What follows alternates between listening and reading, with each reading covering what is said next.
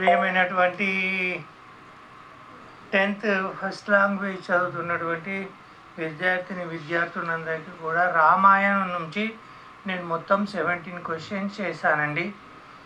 ఇవే ఎక్కువ, చాలు, ఇంతకంటే ఎక్కువ ఏం రావు, వీటి లోపల నుంచే వస్తాయి. సో ఇప్పుడు 9th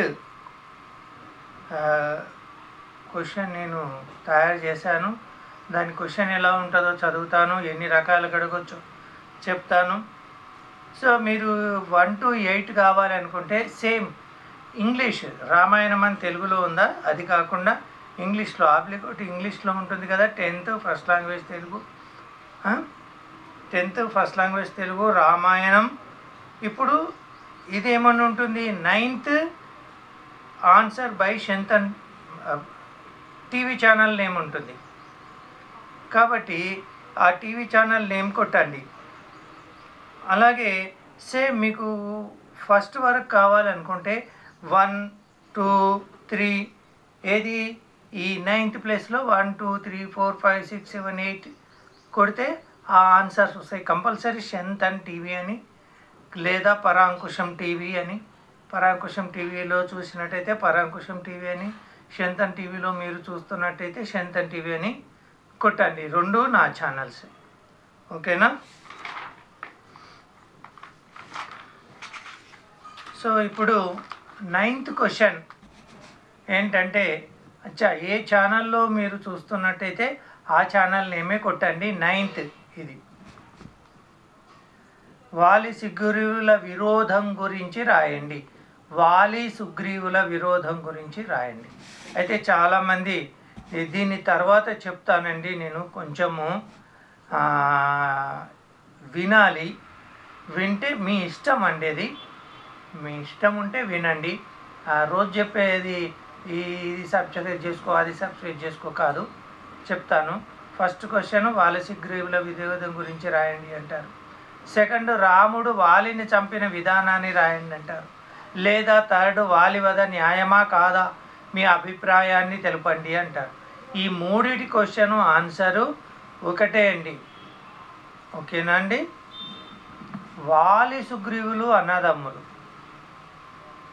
వాలి మహాబలశాలి తండ్రి, తరువాత కిష్కింధకు రాజు అయ్యాడు. కిష్కింధ అనేటువంటిది అక్కడ రాజు అయ్యాడు. మాయావి అనేటువంటి రాక్షసునితో వాలికి వైరం ఉంది. మాయావి వాలిని యుద్ధానికి పిలిచాడు. వాలి సుగ్రీవులు మాయావి వెంట పడ్డారు. మాయావి ఒక గుహలోకి ప్రవేశించాడు. గుహ అంటే ఇంగ్లీష్ మీడియం వాళ్ళకు తెలుసో తెలియదో కేవ్, CAVE. వాలి సుగ్రీవుని గుహద్వారం వద్ద ఉండమని తాను లోపలికి వెళ్ళాడు. సో ఈ మాయావి వెంట పడ్డటువంటి వాలి సుగ్రీవులు అతను తరుముకుంటూ వెళ్ళారు. వెళితే ఆ మాయావి ఒక గుహ అంటే కేవ్ లోపలికి దూరిపోయాడు. అతన్ని తమ్ముడిని బయటనే కావాలుండమని చెప్పి వాలి లోపలికి వెళ్ళాడు. ఇలా చాలా సంవత్సరాలు, ఓ సంవత్సరం పాటు కలిసింది. లోపల నుంచి అరుపుడు పెడబెబ్బలు వినబడ్డాయి. అప్పుడు అరే అన్న రావట్లేదు, రక్తం బయటికి వచ్చేసింది, ఒకవేళ మా అన్నగానే చనిపోయాడేమో, పోతే బయటికి వస్తుండే కదా అన్న అనుమానంతో ఆ రాక్షసుడు మళ్ళీ బయటికి రాకుండా ఏం చేసినాడు, పెద్ద బండరాయిని తీసుకొచ్చి ఆ గుహకు అడ్డం పెట్టేసి వచ్చేసాడు. పూర్వకాలంలో ఈ వానరులకు ఎట్లాంటి అది ఉండేది, తమ్ముని భార్యను చనిపోతే అన్న పెళ్లి చేసుకోవడం, అన్న భార్య చనిపోతే తమ్ముడు పెళ్లి చేసుకోవడం జరుగుతూ ఉండేది. ఇది వాళ్ళ ఆచారం, ఆటవికుల ఆచారం. అది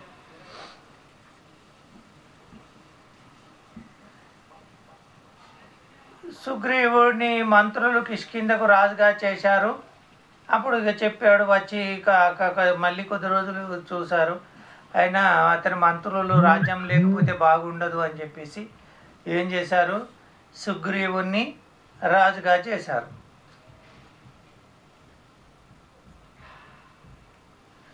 వచ్చి వాలి తిరిగి వచ్చేసి సుగ్రీవుని మీద కోపం చెంది అతన్ని తరిమి అతడి భార్య రుమను అపహరించాడు. సుగ్రీవుని యొక్క భార్య పేరేందండి? రుమ. వాలి యొక్క భార్య తార. సో తారను కూడా పెళ్లి చేసుకుంటాడు సుగ్రీవుడు. అప్పుడు నువ్వు నా భార్యను పెళ్లి చేసుకుంటావురా అని రుమను కూడా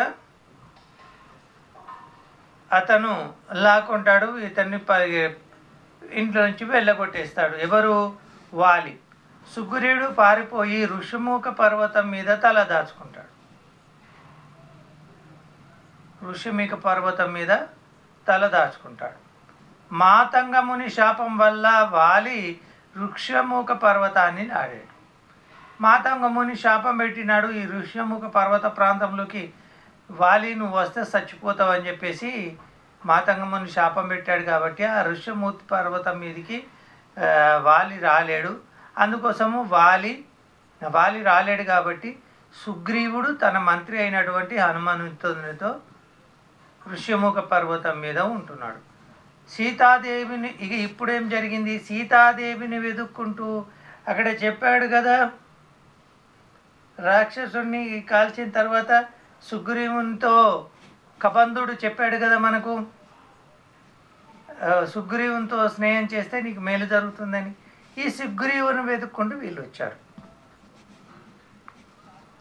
సుగ్రీవుడు మంత్రి హనుమ వారిని కలిసి సుగ్రీవుని కథ వారికి చెప్పాడు. లక్ష్మణుడు అతడికి సీతాపహరణం గురించి చెప్పాడు. ఎవరికి? సుగ్రీవునికి. హనుమ రామలక్ష్మణులకు సుగ్రీవులకు మధ్య స్నేహబంధాన్ని ఏర్పరిచాడు. హనుమంతుడు ఏం చేశాడు? రామునికి సుగ్రీవునికి మధ్య స్నేహబంధాన్ని చెప్పాడు. వాలిని చంపుతానని మా రాముడు మాట ఇస్తే వానరులను పంపి సీతను వెతికిస్తానని సుగ్రీవుడు మాట ఇచ్చాడు. అయ్యా, నాకు ఇంత ఘోరం జరిగింది, నా భార్య రుమను సుగ్రీవుడే పెట్టుకున్నాడు, కాబట్టి నాకు మాట ఇవ్వండి, వాలిని చంపుతానని. అప్పుడు నేను నా సైన్యాన్ని అంతా పంపించి సీతను వెతికిస్తాను అని చెప్పాడు.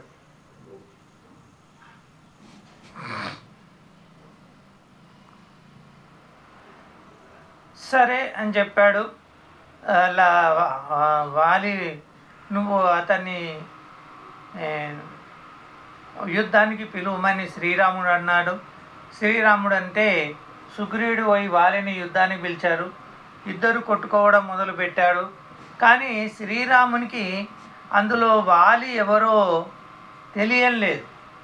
ఎందుకంటే విష్ణుమూర్తి అంశే అయినా కానీ రాముడు మనిషి యొక్క అవతారంలో ఉన్నాడు కాబట్టి ఏ మాయలు ప్రదర్శించలేదు. ఆయనకు కావాలి అనుకుంటే తెలిసిపోతుంది, కానీ మాయలు ప్రదర్శించట్లేదు, మానవావతారంలో ఉన్నాడు కాబట్టి. అప్పుడు పోల్చుకోలేకపోయాడు. సాయంత్రం వచ్చిన తర్వాత ఏమయ్యా ఇట్లా చేసావంటే, ఏం లేదు బాబు, నువ్వు ఈసారి నాగకేసర పూలతోని తయారు చేసినటువంటి దండను నువ్వు వేసుకొని పోవు అన్నాడు. వేసుకున్న తర్వాత మళ్ళీ పిలిచాడు. మళ్ళీ పిలిచిన తర్వాత ఆంజనేయుడు వెళ్ళి సరే ఇద్దరు కొట్లాడుకుంటున్నారు. ఎవరు? వాలి సుగ్రీవులు కొట్లాడుకుంటుంటే ఇప్పుడు వాళ్ళెవరో సుగ్రీవుడో తెలిసిపోయింది.